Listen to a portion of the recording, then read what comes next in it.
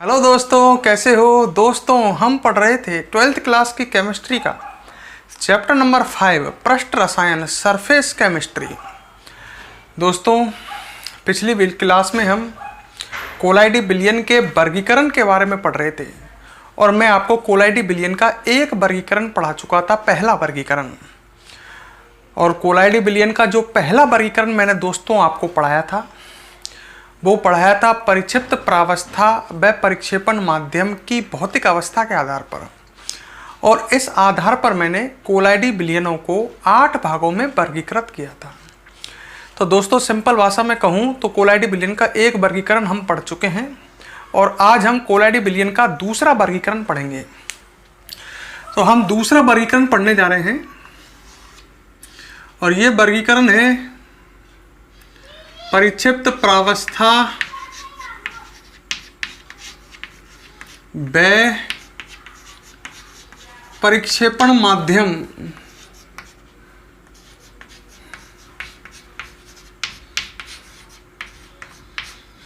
के मध्य आकर्षण के आधार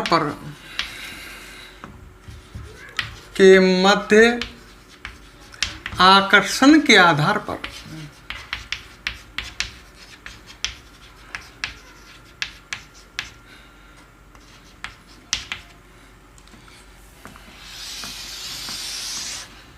ठीक है दोस्तों। तो हम कोलाइडी विलयन का दूसरा वर्गीकरण पढ़ रहे हैं परिक्षिप्त प्रावस्था व परिक्षेपण माध्यम के मध्य आकर्षण के आधार पर। ठीक है, तो अब सुनो, इस आधार पर कोलाइडी विलयन 2 प्रकार के होते हैं।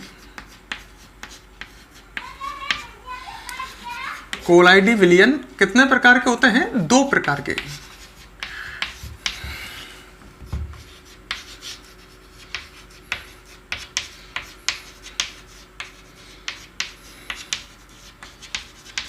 किसके आधार पर? परिक्षिप्त प्रावस्था व परिक्षेपण माध्यम के मध्य आकर्षण के आधार पर कोलाइडी विलयन 2 प्रकार के होते हैं। नंबर 1, पहला, इसको ए डाल देता हूं, चलो, द्रव स्नेही कोलाइडी विलयन।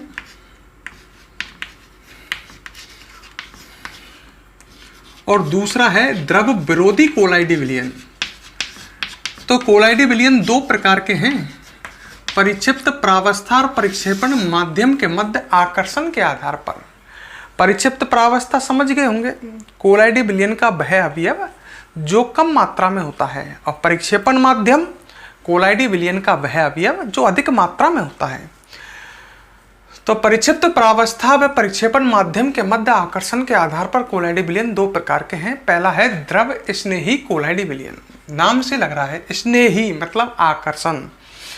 हम कह सकते हैं इस प्रकार के कोलाइडी विलयन में, ढंग से सुनो मेरी बात को, इस प्रकार के कोलाइडी विलयन में, सुन लो एक बार, द्रव स्नेही जो कोलाइडी विलयन होता है, इस प्रकार के कोलाइडी विलयन में परिक्षिप्त प्रावस्था और परिक्षेपण माध्यम के कणों के मध्य आकर्षण होता है।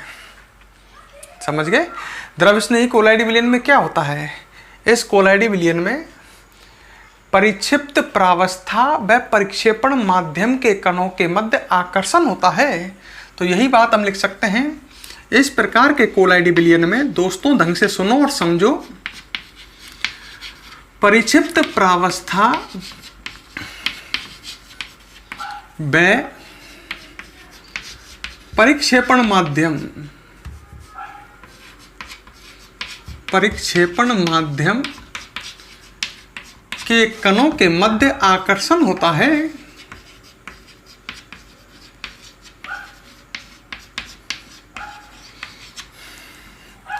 कणों के मध्य आकर्षण होता है। यहां तक ये लाइन क्लियर? इस प्रकार के कोलाइडी विलयन में, जो द्रव स्नेही कोलाइडी विलयन है, इसमें परिक्षिप्त प्रावस्था परिक्षेपण माध्यम के कणों के मध्य आकर्षण होता है। अब मेरी बात को आगे सुनो। जब परिक्षिप्त प्रावस्था और परिक्षेपण माध्यम के कणों के मध्य आकर्षण होगा तो ये कोलाइडी विलयन अधिक स्थायी होगा। आकर्षण नहीं होता तो कोलाइडी विलयन कैसा होता? कम स्थायी, मतलब ये अधिक स्थायी है। हम कह सकते हैं यह कोलाइडी विलयन अधिक स्थायी होता है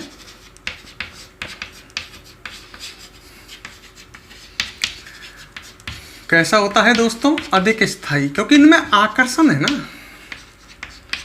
भाई। इस कोलाइडी विलयन में परिक्षिप्त प्रावस्था, अरे विलयन में दो ही तरह के तो कण हैं, परिक्षिप्त प्रावस्था, परिक्षेपण माध्यम, और दोनों कणों में आकर्षण है।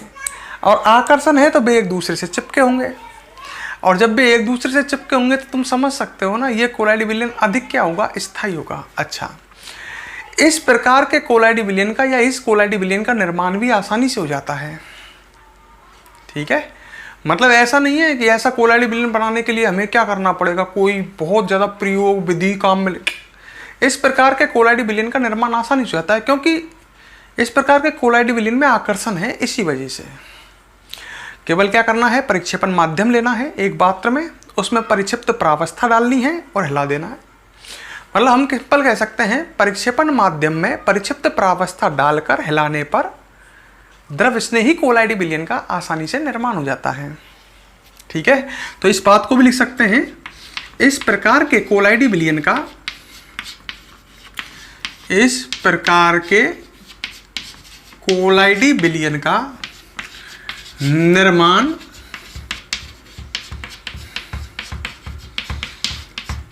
आसानी से हो जाता है।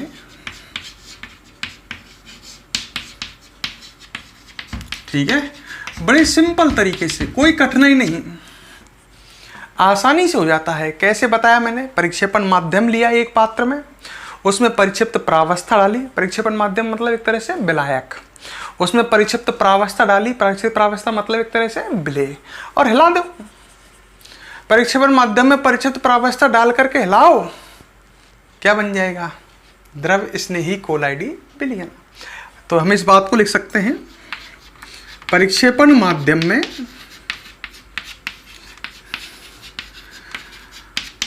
परिक्षिप्त प्रावस्था मिलाकर हिलाने पर, परिक्षिप्त प्रावस्था मिलाकर हिलाने पर, हिलाने पर द्रव स्नेही कोलाइडी विलयन का निर्माण हो जाता है। द्रव स्नेही कोलाइडी विलयन का आसानी से निर्माण हो जाता है, आसानी से निर्माण हो जाता है। हर लाइन को समझ करके लिखो। ठीक है, तो आसानी से निर्माण हो जाता है। अच्छा, एक शब्द मैं बोलूंगा, उसको पहले सुनो। मैं शब्द बोलूंगा स्कंदन। स्कंदन क्या होता है? स्कंदन होता है परिक्षिप्त प्रावस्था के कणों का पेंदे में बैठ जाना, मतलब विलेय के कण का पेंदे में। जैसे एक विलयन है तुम्हारे पास, मेरे हाथ में ही समझ लो ये विलयन है। अगर इस विलयन में उपस्थित विलेय के कण पेंदे में बैठ जाएं तो कहेंगे कि इस विलयन का क्या हो गया है? स्कंदन। तो सिंपल कहूँ मैं, जो कोलाइडी विलयन है उसमें जो विलेय है अर्थात जो परिक्षिप्त प्रावस्था है, अगर वो पेंदे में बैठ जाए तो हम कहेंगे कि कोलाइडी विलयन का क्या हो चुका है? स्कंदन। सीधी सी बात है, कोलाइडी विलयन का स्कंदन का मतलब परिक्षिप्त प्रावस्था के कणों का पेंदे में बैठ जाना। अब मेरी बात सुनो दोस्तों, जो कोलाइडी विलयन है ये आपको पता है, ये द्रवस्नेही कोलाइडी विलयन अधिक स्थायी है। और जब ये अधिक स्थायी है, क्यों अधिक स्थायी है? क्योंकि यहाँ पर परिक्षिप्त प्रावस्था और परिक्षेपण माध्यम के कणों के मध्य आकर्षण है। अब खुद ही सोच के बताओ, क्या इसका स्कंदन आसानी से हो सकता है क्या? मतलब क्या परिक्षिप्त प्रावस्था के कण पेंदे में आसानी से बैठ जाएंगे? क्या नहीं बैठेंगे, क्योंकि परिक्षिप्त प्रावस्था के कण परिक्षेपण माध्यम के कणों के साथ आकर्षण से जुड़े हुए हैं। तो हम कह सकते हैं इस प्रकार के कोलाइडी विलयन का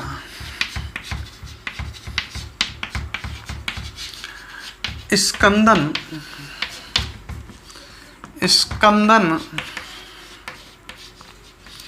आसानी से नहीं होता है, आसानी से नहीं होता है। ठीक है, अच्छा, आसानी से नहीं होगा, पर आपने मान लो कैसे ना कैसे स्कंदन करा दिया। स्कंदन मतलब परिक्षिप्त प्रावस्था के कणों को पेंदे में बैठा दिया, नीचे पेंदे में बैठा दिया, तो कोई बात नहीं, दोबारा हिला दो, बन जाएगा। मतलब मैं ये कहना चाहता हूँ स्कंदन के पश्चात पुनः द्रव स्नेही कोलाइडी विलयन का निर्माण आसानी से हो जाता है। अरे स्कंदन हो गया, पैंदे में बैठ गया, तो इनको ये कोलाइडी विलयन बन भी तो आसानी से जाते हैं, लिखा हुआ है इनका निर्माण, ये कोलाइडी विलयन आसानी से निर्मित हो जाते हैं, निर्माण आसानी से हो जाता है। वो पैंदे में बैठ गया, हिला दो दोबारा भी बन जाएगा। मतलब मैं ये कह सकता हूँ स्कंदन के पश्चात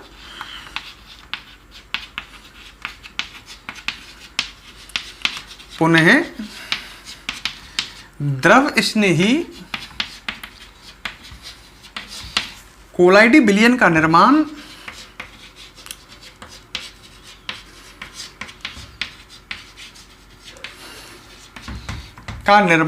आसानी से हो जाता है।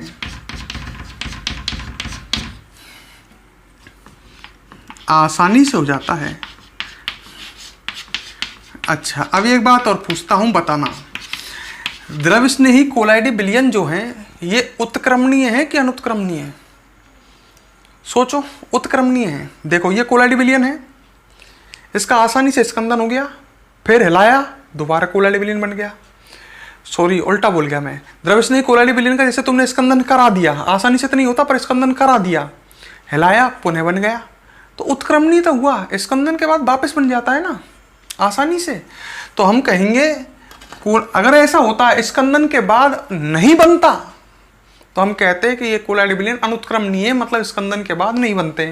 पर इनका तो स्कंदन हो गया तो ये आसानी से वापस बन जाते हैं, तो हम कहेंगे ये कोलाइडी विलयन उत्क्रमणीय होते हैं।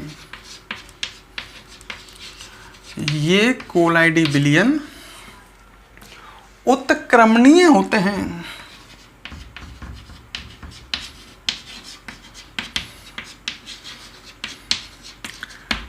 क्लियर? अब इसके एग्जाम्पल देखो। जो चिपचिपे पदार्थ हैं जैसे गोंद है, जिलेटिन है, स्टार्च मतलब आटा, इनका जो कोलाइडी विलयन होगा वो द्रव स्नेही होगा, क्योंकि गोंद, जिलेटिन, स्टार्च आदि के कण पानी के कण मतलब परिक्षेपण माध्यम के कणों के साथ आकर्षण रखते हैं, ये चिपचिपे होते हैं ना। तो इसके एग्जाम्पल याद रखना, गोंद, स्टार्च, जिलेटिन आदि के कोलाइडी विलयन, आदि के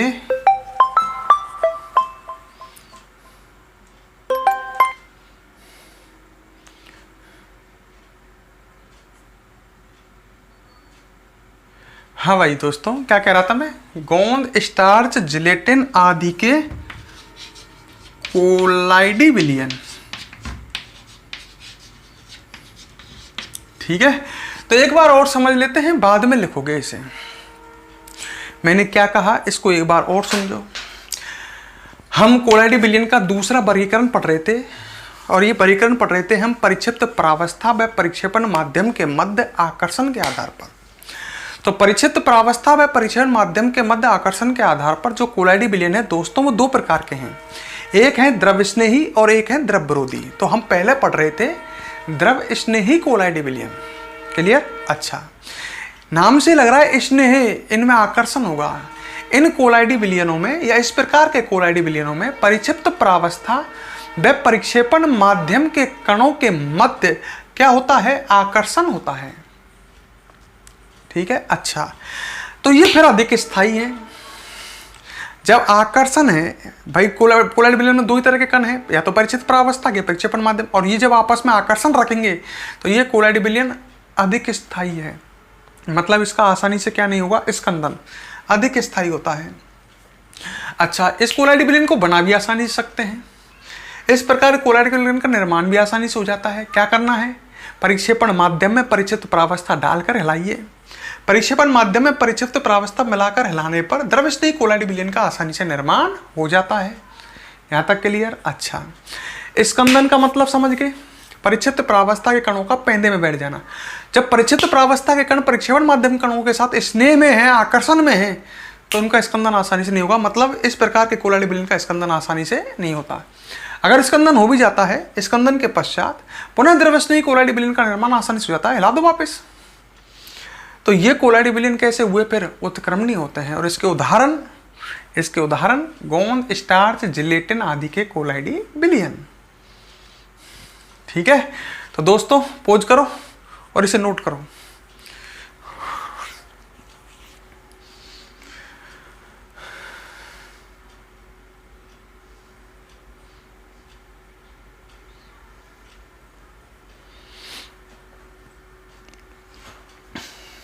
ठीक है, अच्छा ये नोट कर लिया। अब दूसरा आप जो पढ़ोगे वो पढ़ोगे, ये तो एक तरह का हुआ ना द्रव स्नेही, और दूसरा है द्रव विरोधी कोलाइडी विलयन। ब्लैक बोर्ड पर देखो और इसी में समझो। इसका जस्ट उल्टा कर दो, द्रव विरोधी कोलाइडी विलयन। ठीक है, हाँ भाई, अब उल्टा कर दो। किसका उल्टा कर दो? द्रव स्नेही का। कैसे? इस प्रकार के कोलाइडी विलयन में परिक्षिप्त प्रावस्था व परिक्षेपण माध्यम के कणों के मध्य आकर्षण नहीं होता है। द्रव स्नेही में क्या होता था? आकर्षण, और इसमें आकर्षण नहीं होता है। क्लियर? द्रव स्नेही कोलाइडी विलयन में आकर्षण नहीं होता है। अच्छा, इस पर यह है कोलाइडी विलयन अधिक स्थायी होगा कि फिर कम स्थायी होगा? कम स्थायी होगा। जब आकर्षण ही नहीं है तो आसानी से स्कंदन हो जाएगा इसका। जब परिक्षिप्त प्रावस्था परिक्षेपण माध्यम के कणों के मध्य आकर्षण ही नहीं है तो यह कोलाइडी विलयन अधिक स्थायी कि कम स्थायी? कम स्थायी होता है। जस्ट उल्टा करना है। अच्छा, इस प्रकार के कोलाइडी विलयन का निर्माण आसानी से हो जाता है? नहीं। जब आप सोचो दोस्तों, परिचित प्रावस्था परिक्षेपण माध्यम के कणों के मध्य आकर्षण ही नहीं है तो इस प्रकार के कोलाइडी विलयन का निर्माण आसानी से नहीं होता है। आसानी से नहीं होता है। अच्छा, फिर इस प्रकार के कोलाइडी विलयन को बनाते कैसे हैं? तो हम कहेंगे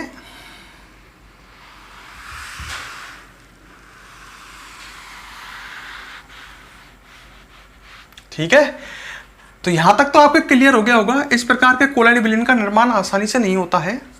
आगे मेरी बात सुनो। इस प्रकार के कोलाइडी विलयन के निर्माण के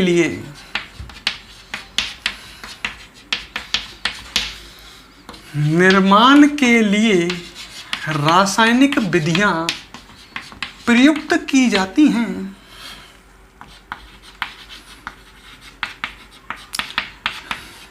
अब आसानी से तो बनते नहीं है तो विधि काम में लिखे भाई, ये ऐसे कोलाइड विलयन आसानी से बनते नहीं है तो इन्हें बनाने के लिए क्या काम में लिखते हैं? रासायनिक विधि। आगे पढ़ोगे इस चैप्टर में, रासायनिक विधि प्रयुक्त की जाती हैं। ठीक है, अच्छा आगे बताइए। इस प्रकार के कोलाइडी विलयन का स्कंदन आसानी से होता है। आपको पता ही है, ढंग से सुनो मेरी बात को भाई, उल्टा करना है।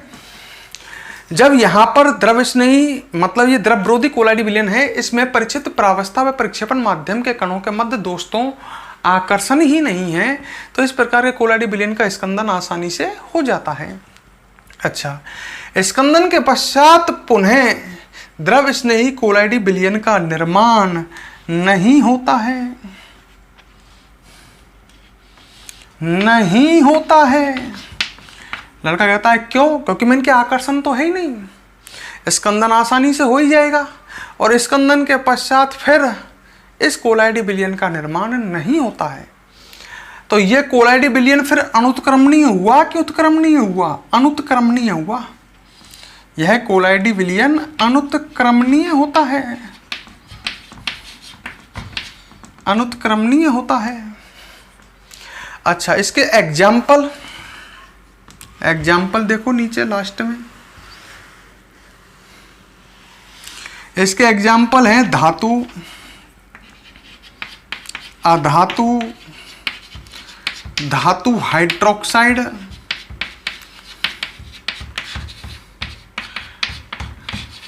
धातु हाइड्रोक्साइड, धातु सल्फाइड आदि के कोलाइडी विलयन।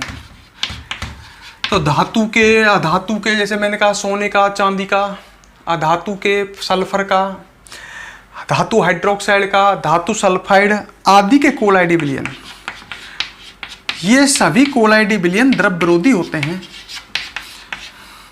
आदि के कोलाइडी बिलियन। अब इसको एक बार तसल्ली से समझो दोबारा से। देखो ये कौन सा कोलाइडी बिलियन पढ़ रहे हो आप? द्रव विरोधी कोलाइडी बिलियन। ठीक है।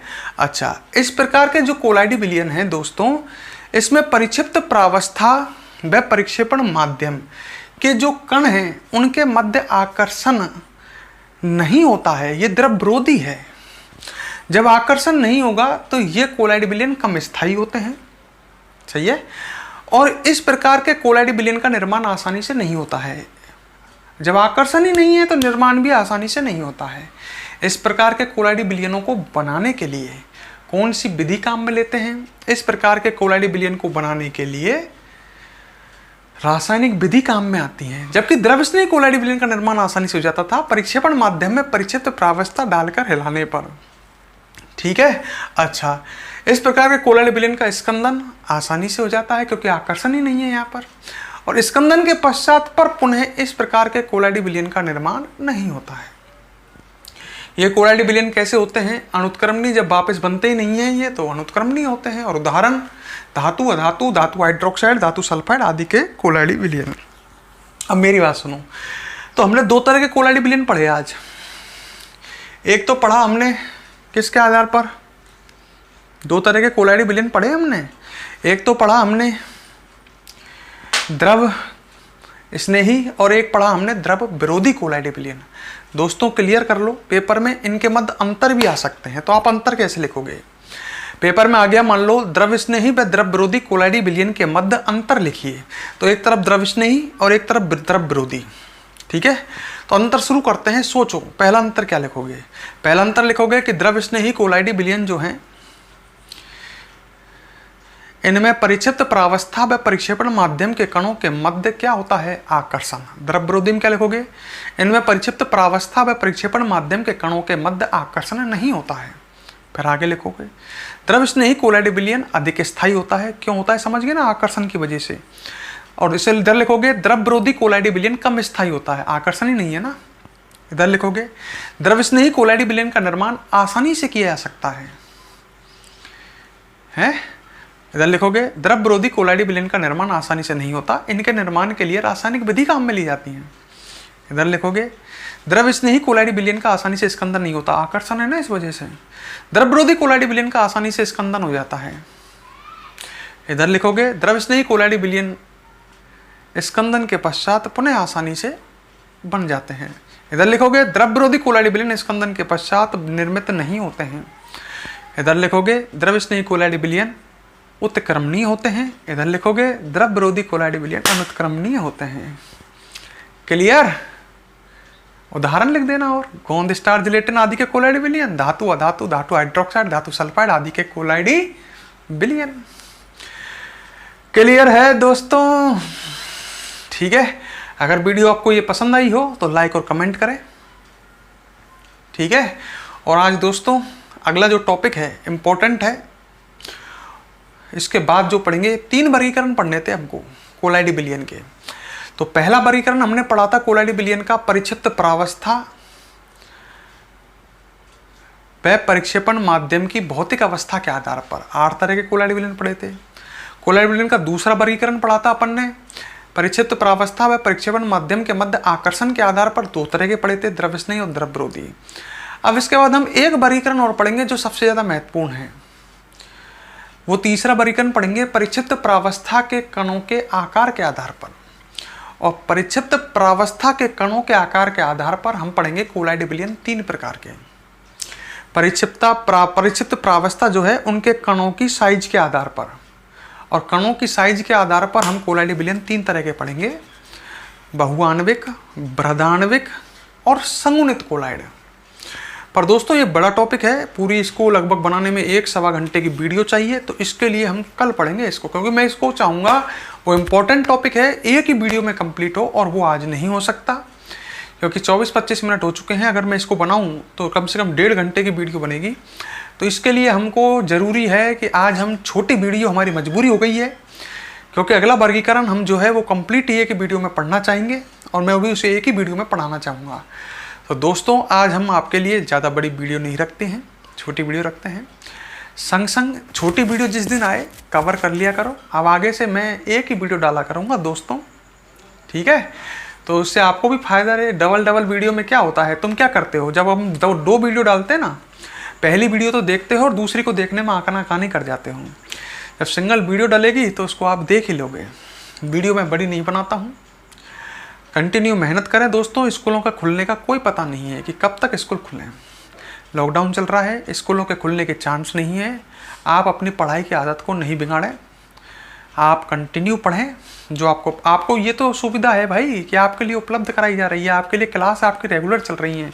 क्या आप सोच के बताओ सभी स्टूडेंटों को पढ़ाया जा रहा है? अगर किसी स्टूडेंट में सरकारी स्कूल में एडमिशन है तो वो तो दूसरों के भरोसे चल रहा है, हमारे जैसे चैनलों के भरोसे। उनके टीचर तो उन्हें पढ़ा ही नहीं रहे। नॉर्मली ऐसा हो रहा है। मैं सभी के लिए नहीं कहता हूँ, सभी जी के तो कुछ पढ़ाए जा रहे होंगे अधिकांश, पर नॉर्मली नहीं पढ़ाए जा रहे हैं। तो दोस्तों आपके लिए तो सारी सुविधाएं उपलब्ध कराई गई हैं। आप मेहनत करें, हमारे संग संग चलें और पूरे तन मन धन से लग जाओ अपनी तैयारी को शेड्यूल। देखो पेपर इस साल करवा दिए हैं बोर्ड ने 10th और 12th के, तो किसी भी उम्मीद में नहीं रहे। जब बराबर इस समय लॉकडाउन है तभी पेपर हुए हैं, तो आपके तो पर डे निकल रहा है आपके हाथ से। आपके पेपर भी अगली साल होने हैं और टाइम से होने हैं। क्लास चल नहीं पा रही है तो बड़ी दुविधा आपके लिए है। तो आप ये जो आपके लिए वीडियो बनाई जा रही है, इनसे मेहनत करके अपने आप को तैयार करो ना पेपर के लिए। कई लड़के लापरवाही में लग रहे हैं। देखो अपने स्कूल के जो स्टूडेंट हैं, वैसे तो बहुत जगह के स्टूडेंट आपके भी इन वीडियो को देख रहे हैं, मैं सभी स्टूडेंटों से कहना चाहूँगा, पर जहाँ मैं पढ़ाता हूँ वहाँ के स्टूडेंटों की बात कर रहा हूँ। कई स्टूडेंट जो हैं वो लापरवाही देने लग गए हैं, क्योंकि लगातार कंटिन्यू वीडियो आ रही हैं दोस्तों। और तुम क्या कर रहे हो, जब वीडियो लगातार आती हैं तो लापरवाही, हजम नहीं हो रहा है। हजम गोली लो, मैंने गोली लो, हजम करो। हजम करना जरूरी है। अरे पढ़ना, अपना दिनचर्या को सेट करो, टाइम टेबल फिक्स करो, वीडियो देखो, पढ़ो, नोट्स बनाओ। क्या समस्या है? आपके लिए सारी सुविधाएं उपलब्ध कराई जा रही हैं, तो पढ़ने में क्या बुराई है? ठीक है, क्या समझ में नहीं आता है? आता है। बड़ी इजी वे में पढ़ाया जा रहा है, जैसे क्लास में पढ़ाया जाता है उसी तरह से पढ़ाया जा रहा है। हर चीज़ ब्लैक बोर्ड पर लिखी जा रही है। क्लास में तो बोल के भी लिखा देते हैं, पर यहाँ तो ब्लैक बोर्ड पर लिखते हैं हर चीज़ को, ताकि आप आसानी से समझ सको। ठीक है, बेस्ट ऑफ लक, मेहनत कीजिए, ठीक है ना। अब हमसे आपसे नेक्स्ट वीडियो में कल मिलते हैं दोस्तों।